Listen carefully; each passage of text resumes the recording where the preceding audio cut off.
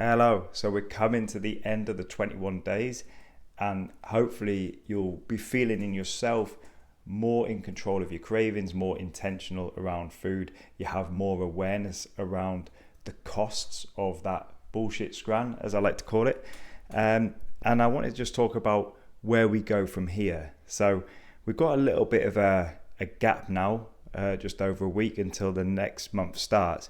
And in this period of time, you can either dip out completely, leave it there, or you can just, what I'll be doing is easing off. So if there is something that I want to eat, I will eat it, but I'll be very mindful around that. So instead of it being Cadbury's chocolate, which is essentially this bullshit lab-made fat, like it's got less than 20% cocoa in it, it can't even be called chocolate now, and it's just filled full of shit. As much as it is delicious, and I'm a big fan of Cadbury's, I will not be eating that. If I'm eating chocolate, it will be at least 70% cocoa, and it will be good quality. And then the things around it, so I won't just eat it on an empty stomach. I won't eat it by itself.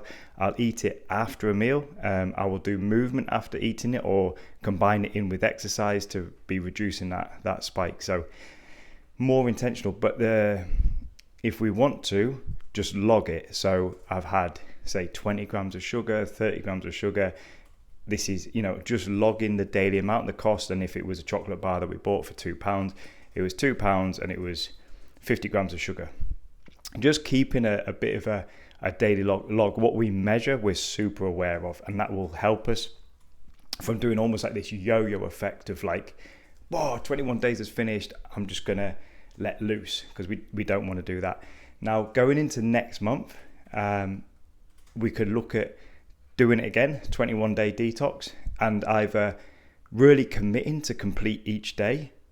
We could look at going and doing a 21 detox again, but leveling up. So if there's something that was kind of staying in there, or you've had a few slips, just trying to hit that again, I'll be going back into the 21. How I see this working is a 21-day rolling detox, restarting it every month and just going again. So over a period of time, you're going to be a lot more intentional with what you're eating, how you're eating, dialing it in, and then just easing off. So we don't have that big yo-yo effect that you get with a lot of things. It's more health and lifestyle focused. It's got the accountability and the support of the group. So moving forwards after tomorrow, if you want to stay in the group, I would ask you, if you want to, and you don't have to, but just keep a tally of what you eat and the cost. And I mean, even post it every day, or just post it at the end of the 9-10 days, and then have a think about how you want to do the next 21 days. If you want to stay in that, I'd love you all to stay, obviously. I've also been rewriting the course, and I can go into more about that later, but I want to rewrite I've rewritten the course, and so that will be changing a little bit, but then also adding additional stuff in there. So one thing that got picked up was recipes, so we'll have additional chapters in there, and anything that you suggest, we can look at adding in what you would think would make it better, which leads me on to the next point. I would love just brutally honest feedback, because I want this course to be super valuable, and that's why I've rewritten it. So next month it will be a better course, and I want to just keep refining it. So brutally honest feedback. If you're thinking it, just say it, because I'd much rather you lot tell me, because I feel like we've got a little bit of a familiarity there, rather than a stranger coming on and thinking it. If you're thinking it, someone else will think it. So brutally honest feedback would be appreciated. And if you would like to, a testimonial. So just either a short video like this, just film yourself. I know it's uncomfortable, or it can be uncomfortable. Just filming yourself saying, this is what I found great about it. Just like some feedback and a testimonial. And I think moving forward, if you don't continue, I hope that it's been of value and it's made you aware of the costs. One, in terms of financial costs, but two, in terms of the health costs, what it's actually doing to you. I hope that you'll be more intentional moving forward. So you'll choose be more selective with what you're consuming. And if you are going to eat it, you're going to have the quality stuff and add in the things like have it with some Greek yogurt, have it with some movement, and just try not to eat that bullshit scran. We know what a bullshit scran is. Anything that's ultra processed, just using that phrase, that's not for me. That's not for me.